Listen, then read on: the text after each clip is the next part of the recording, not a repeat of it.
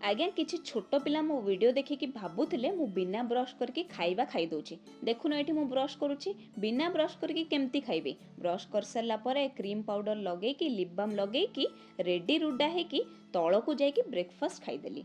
Breakfast कर सारिबा पर दिनर सबुठु बड़ काम गरा सफासफी स्टार्ट करदेली। मझिरे आकाश भाईकर टेक्स्ट आसिला चल जीव फर्निचर दुकान को। आमर गोटे ऑफिस चेयरटा किणवार थिला तो बुलिकी चेयर देखली, सबु चेयर रे बसिली। फाइनाली एई चेयरटा मते पसंद आसिला।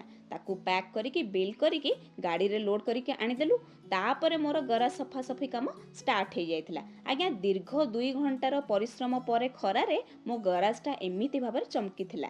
काम सरिबा परे प्रबल भोक लागिला।